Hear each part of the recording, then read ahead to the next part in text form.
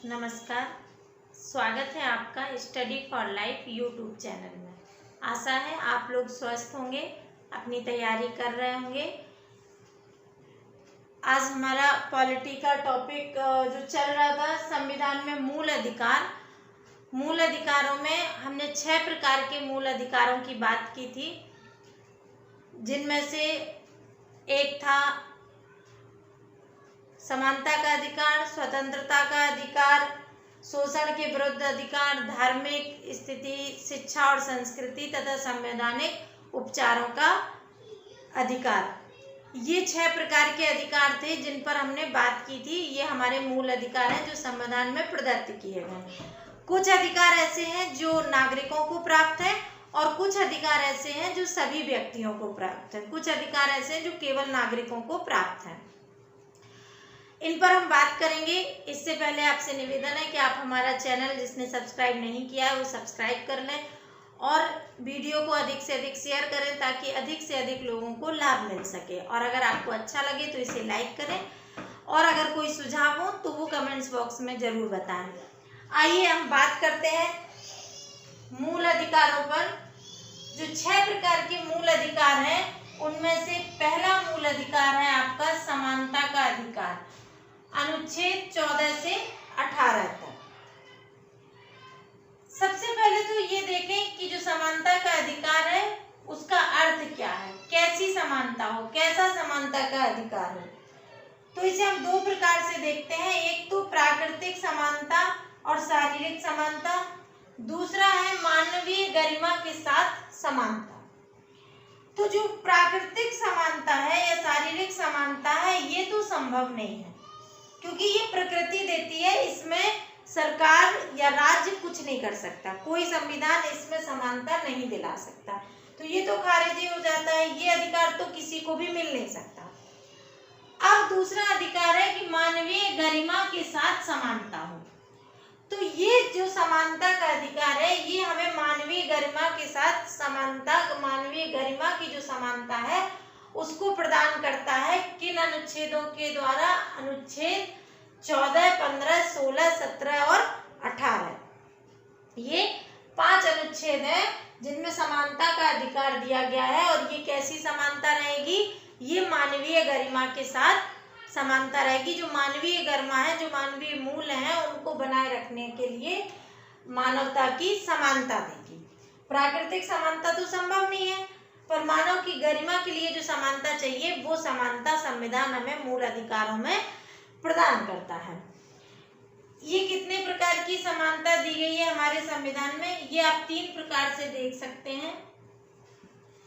पहला तो है कानून के समक्ष समता। क्या है? कानून के समक्ष, कानून के समक्ष समता। इसमें कौन कौन से आर्टिकल आ जाएंगे आपके? इसमें आपका आ जाएगा आर्टिकल 14 प्लस 15। दूसरी है अवसर की समता। अवसर की समता, इसमें आपका आर्टिकल 16 आ जाएगा। अगली है प्रतिष्ठा की समता। प्रतिष्ठा की समता, इसमें आर्टिकल 17 प्लस 18। इन्हीं 5 आर्टिकल्स पर हम बात करेंगे। 14, 15, 16, 17 और 18। ये 2 अधिकार हमें कानून के समक्ष समता का अधिकार देते हैं। आर्टिकल 16 हमें अवसर की समता का अधिकार देता है और प्रतिष्ठा की समता का अधिकार हमें 17 और 18 देता है। आप याद करिएगा, जब हम प्रस्तावना पढ़ा रहे थे तो प्रस्तावना में भी अवसर की समता और प्रतिष्ठा की समता पर हमने बात की थी।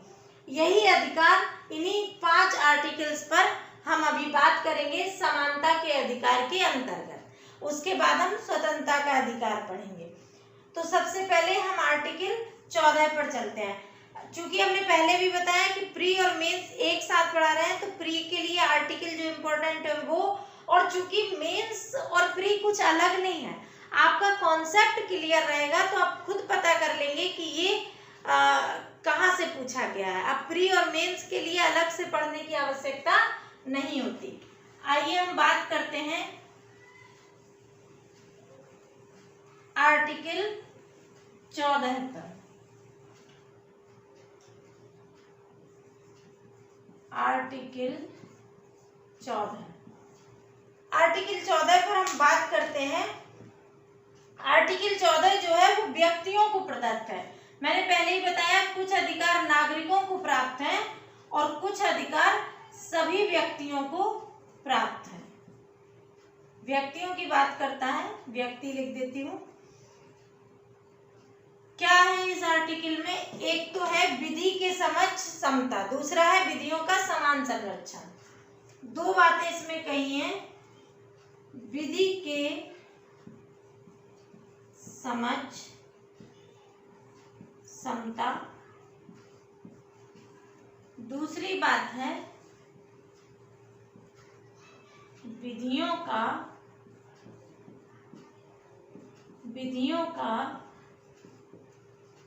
समान संरक्षण। कौन सी दो बातें हैं? विधियों के समक्ष समता और विधि के समक्ष समता और विधियों का समान संरक्षण। विधि के समक्ष समता का क्या मतलब है? इसका अर्थ है कि कानून किसी के साथ भेदभाव नहीं करेगा। इसका क्या अर्थ होगा कि कानून किसी के साथ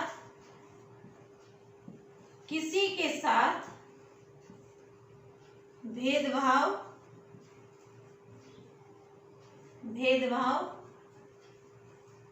नहीं करेगा। जैसे किसी के मर्डर करने की सजा 302 है तो वो 302 ही लगेगी, कोई भी रहे। तो कानून किसी के साथ भेदभाव नहीं करेगा। विधियों का समान संरक्षण का मतलब है कि समान परिस्थिति में समान न्याय दिया जाएगा। क्या होगा? समान परिस्थिति में समान न्याय,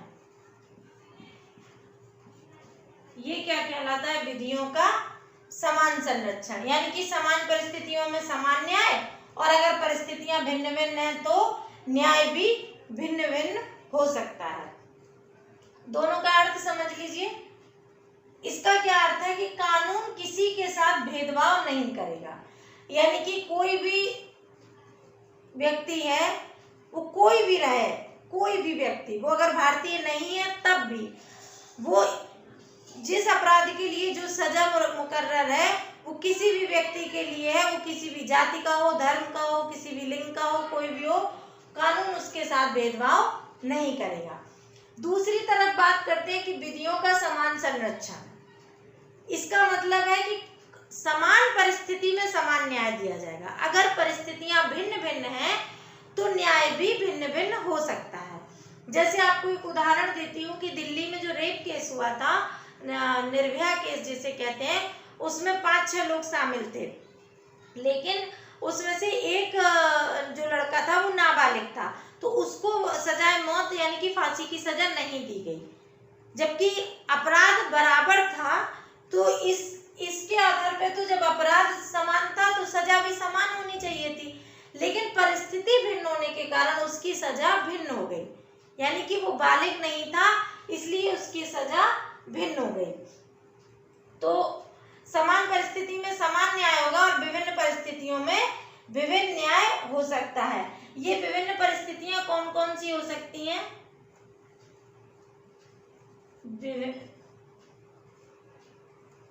जैसे भिन्न परिस्थितियां होंगी तो भिन्न न्याय होगा। भिन्न परिस्थितियां कौन सी होंगी?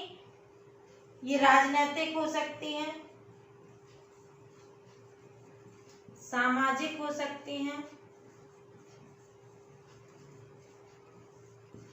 आर्थिक हो सकती हैं। तीनों तरह की परिस्थितियां हो सकती हैं, उसी हिसाब से इसे न्याय दिया जाएगा। जैसे स्त्रियां हैं, यहाँ लिख देते हैं, जैसे स्त्रियां हैं बच्चे हैं, इन लोगों के लिए न्याय अलग हो सकते हैं। ठीक है, इसे मिटा देते हैं, स्पेस कम है, स्क्रीनशॉट लेना है तो ले लीजिए।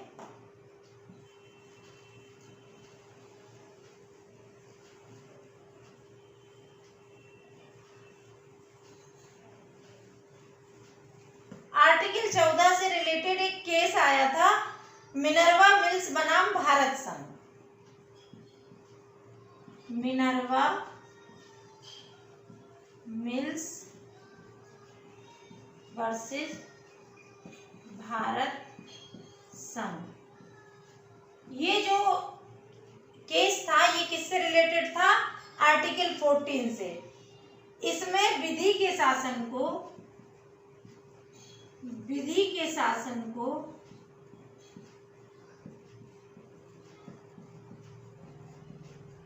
क्या कहा गया?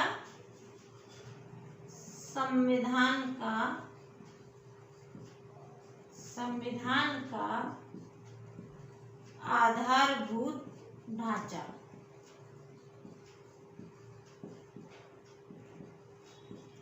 यही इसी टाइप के प्रश्न पीटी में पूछ लिए जाते हैं। एक तो ये पूछ लिया जाएगा आर्टिकल 14 नागरिकों को, केवल नागरिकों को प्राप्त है या सभी व्यक्तियों को प्राप्त है? आर्टिकल 14 में क्या दिया गया है, ये भी पूछ सकता है। मिनर्वा मिल्स वर्सेस भारत संघ जो केस आया था वो कौन से अनुच्छेद से रिलेटेड है, या तो अनुच्छेद दे देगा या मूल अधिकार डीपीएसपी ऐसे दे देगा ऑप्शन।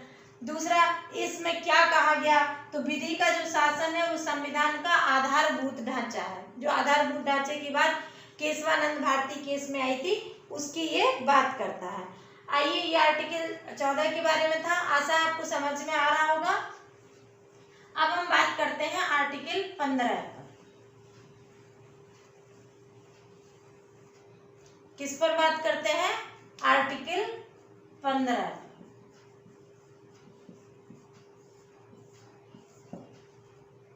आर्टिकल 15 ये आपका केवल नागरिकों के लिए है। केवल नागरिकों के लिए। किसके लिए है? केवल नागरिकों के लिए। ये सभी व्यक्तियों को प्राप्त नहीं है, ये स्पेशली नागरिकों के लिए है। इसमें दो बातें कही गई हैं। एक तो आर्टिकल 15(1) कहता है कि धर्म, मूलवंश, जाति, लिंग, जन्म स्थान के आधार पर विभेद नहीं किया जाएगा। धर्म,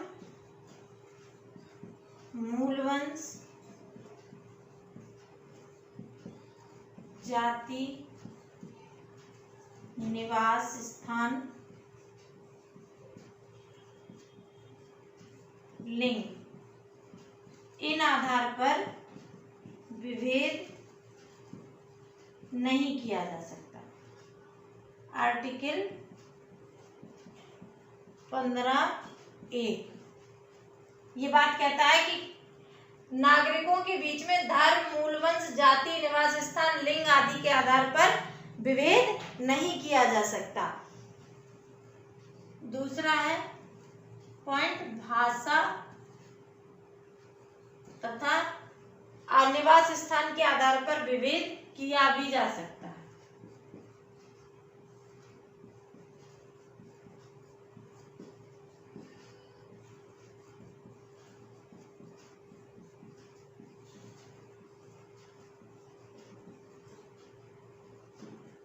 ये सॉरी निवास स्थान नहीं है, ये जन्म स्थान।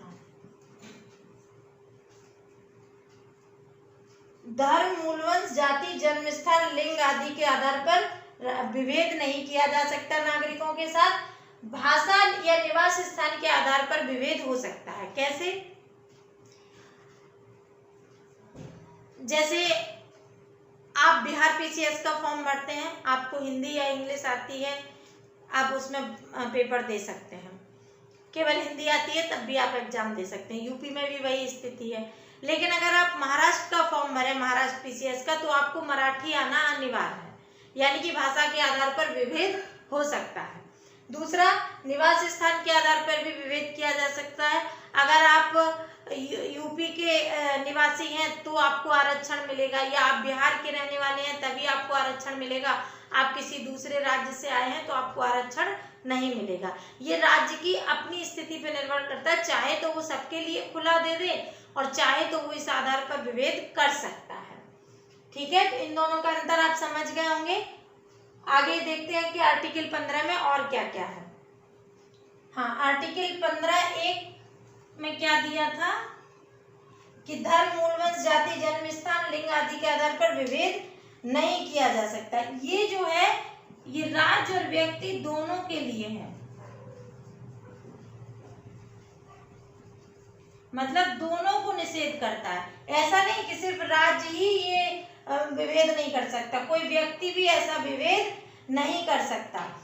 ये आर्टिकल 15(1) कहता है। और इसी के साथ साथ ये आर्टिकल 15(2) यानी कि आर्टिकल 15(2) में कहा गया है कि सार्वजनिक स्थानों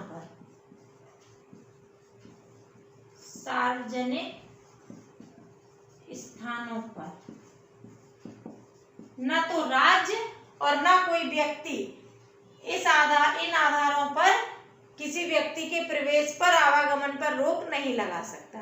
जैसे सार्वजनिक होटल है, अगर आपने कोई सार्वजनिक चीज खोली, आपका पर्सनल नल है, हैंडपंप है, कोई, तब आप किसी को भी मना कर सकते हैं, आपका अपना है। लेकिन अगर आपने सार्वजनिक प्याऊ खोला है, पानी पिलाने के लिए आपने हैंडपंप लगाया है और वो सार्वजनिक है, तो आप किसी को इस आधार पर नहीं रोक सकते कि वो किसी जाति विशेष का है या किसी धर्म विशेष का है। इस आधार पर आप उसको विभेद नहीं कर सकते, कोई व्यक्ति भी नहीं कर सकता और सरकार तो कर ही नहीं सकती।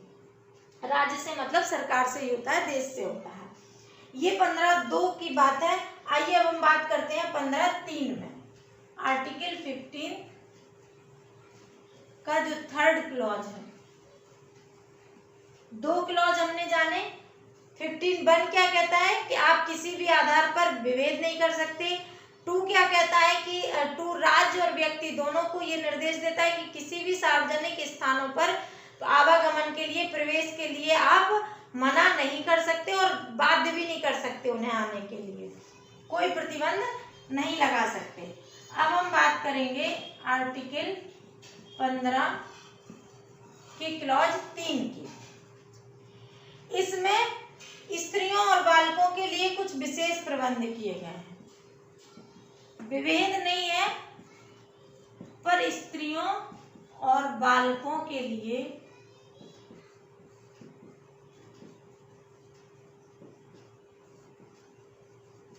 कुछ विशेष उपबंध, स्त्रियों और बालकों के लिए कुछ विशेष उपबंध किए गए। किसमें? आर्टिकल 15(3) में क्या क्या किया गया है? जैसे बच्चों की शिक्षा का प्रबंध, बच्चों की शिक्षा, और क्या है?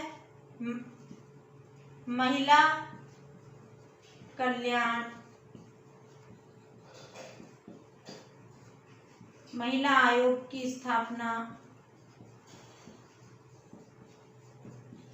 सोचो अगर आर्टिकल पूछ दे किस आर्टिकल के थ्रू महिला आयोग की स्थापना होती है, तो आर्टिकल 15(3) के थ्रू महिला आयोग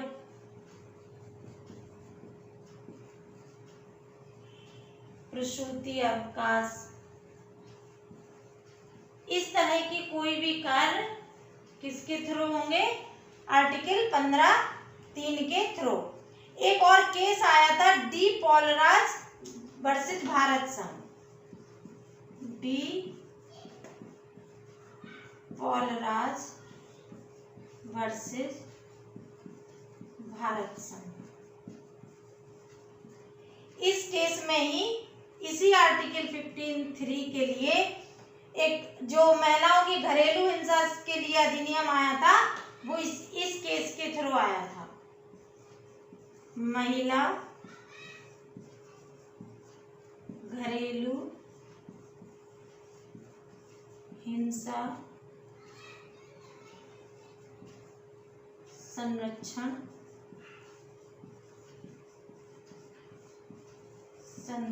अधिनियम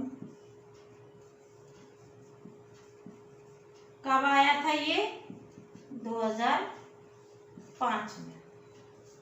तो आर्टिकल 15(3) में हमने क्या जाना कि आर्टिकल 15(3) कहता है स्त्रियों और बालकों के लिए कुछ विशेष उपबंध करता है, जैसे बच्चों की शिक्षा के लिए कर सकते हैं, महिला कल्याण के लिए कर सकते हैं, महिला आयोग की स्थापना कर सकते हैं, प्रसूति अवकाश के लिए निर्णय ले सकते हैं।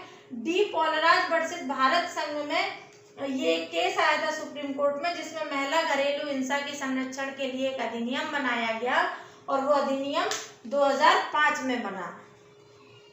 अब हम बात करेंगे आर्टिकल 15(4) की।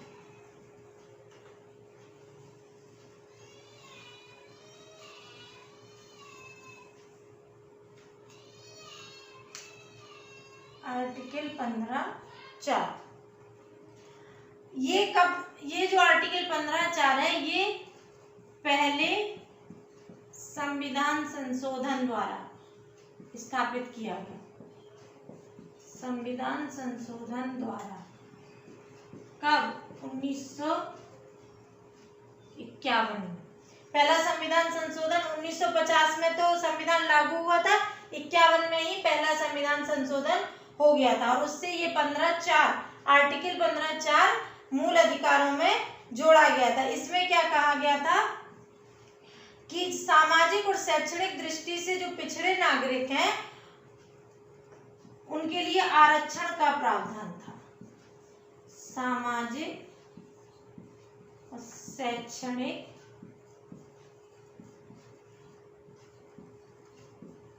दृष्टि से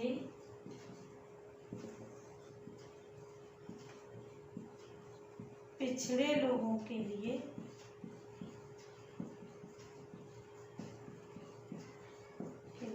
प्रावधान। क्या प्रावधान था? जैसे इसमें SC ST आ जाएंगे, इनके लिए क्या शिक्षण संस्थाओं में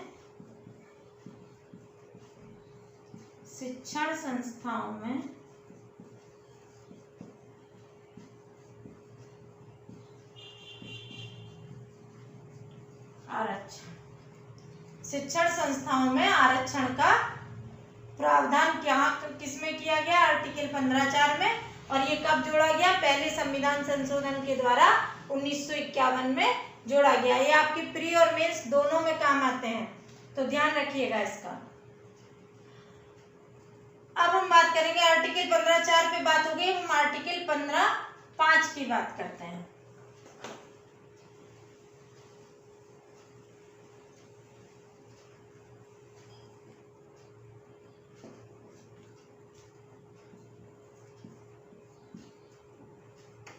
बहुत बड़े वीडियो हम इसलिए नहीं बनाते कि वो भारी भरकम और बोर लगने लगते हैं, और एक वीडियो में हम सारे आर्टिकल इसलिए नहीं पढ़ा सकते कि वो सिर्फ फैक्ट रह जाएंगे, उसमें समझाने जैसा कुछ बचेगा नहीं।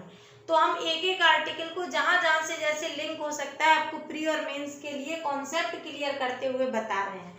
बाकी आपके सुझाव आमंत्रित हैं, आप हमें कमेंट्स बॉक्स में सुझाव देते रहें कि आपको कैसा लग रहा है, समझ में आ रहा है या नहीं आ रहा है। हम 15(5) पर बात करते हैं। ये आपका जोड़ा गया है 2005 में, 2005 में जोड़ा गया, 93वां संविधान संशोधन था। संविधान संशोधन द्वारा इसमें कहा गया, इसे मंडल 2 भी कहते हैं, इसी को मंडल 2 कहा जाता है। ये जो संविधान संशोधन था इसको मंडल 2 भी कहा जाता है। इसमें क्या था? इसमें कहा गया कि निजी संस्थाओं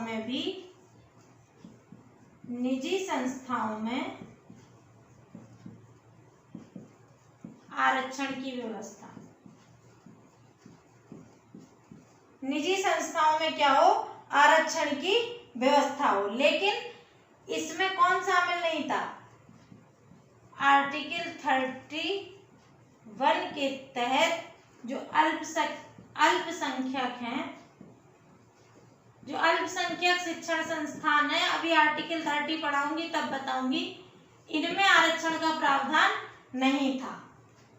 इनको छोड़कर जो आर्टिकल 30(1) के तहत अल्पसंख्यक शिक्षण संस्थान बनाए गए हैं, उनको छोड़कर अन्य निजी संस्थाओं में आरक्षण का प्रावधान किया गया। किसके थ्रू? आर्टिकल 15(5) के थ्रू 2005 में 93वां संविधान संशोधन लागू हुआ। फिर एक केस आता है पीए इनामदार का, महाराष्ट्र के साथ। पीए इनामदार वर्सेस महाराष्ट्र। इसमें सुप्रीम कोर्ट की 7 सदस्य की बैठक बैठती है और ये कहते हैं, इसमें सुप्रीम कोर्ट ने कहा कि निजी और प्लस ये अल्पसंख्यक,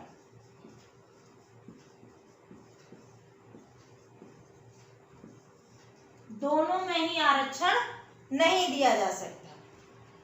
एक और केस आता है जो अशोक ठाकुर और भारत संघ के बीच होता है। अशोक ठाकुर वर्सेस भारत संघ। इसमें क्या होता है कि इसमें जो केंद्रीय शिक्षण संस्थान अधिनियम है 2005 दिया गया और इसी को, जो ये संविधान संशोधन किया गया था, इसी को लागू यहाँ पे इसे सही मान लिया गया। क्या हुआ कि आरक्षण, एक अधिनियम आया, केंद्रीय शिक्षण संस्थान अधिनियम 2005, और इसके द्वारा क्या किया गया, जो 93वां संविधान संशोधन हुआ था उसे सही मान लिया गया और माना गया कि आरक्षण दिया जा सकता है, आरक्षण ठीक है, निजी संस्थाओं के में प्रवेश पर भी आरक्षण दिया जा सकता है। तो आज हमने 2 आर्टिकल पर बात की, आर्टिकल 14 और आर्टिकल 15। इस समानता के अधिकार में हमारे 3 आर्टिकल और बचे हैं। सॉरी, आज हमने बात की आर्टिकल 14 और 15 पर, 3 आर्टिकल और बचे हुए हैं। Article 16, article 17, article 18। 16 में अधिक प्रावधान है, 16(1), 16(2), 16(3), 16(4), 16(5), उसमें भी काखा भी है। अभी भी जो आरक्षण की बात की गई वो आरक्षण भी आर्टिकल 15 में यहाँ लागू होता है, आर्टिकल 16 में भी लागू होता है। 124वां जो संविधान संशोधन किया गया, जिसमें आर्थिक आधार पर 10% का जो आरक्षण दिया गया, उसमें भी जो संशोधन हुए वो आर्टिकल 15 और 16 में ही किए गए, जिसके आधार पर 10% का आरक्षण दिया गया। आगे केस बताऊंगी कि किस तरह से 50% की बात की गई कि 50% से अधिक नहीं होना चाहिए, फिर कैसे 50% के बाद ये 10% का जो 49.5% आरक्षण ऑलरेडी था, फिर कैसे 10% का आरक्षण वैधानिक घोषित हुआ, वो कैसे प्रावधान हुआ। आरक्षण के पॉजिटिव और नेगेटिव तथ्यों पर भी बात करेंगे हम, तो आप हमारे साथ जुड़े रहिएगा। नेक्स्ट वीडियो में हम आर्टिकल 16, 17, 18 और आरक्षण के पक्ष में तर्क और आरक्षण के विपक्ष में तर्क, जो आपसे एग्जाम में पूछे जाते हैं, उन पर बात करेंगे। आशा है आपको ये समझ में आ रहा होगा। अगर समझ में आ रहा है तो प्लीज़ हमें कमेंट्स बॉक्स में ज़रूर बताएं। धन्यवाद।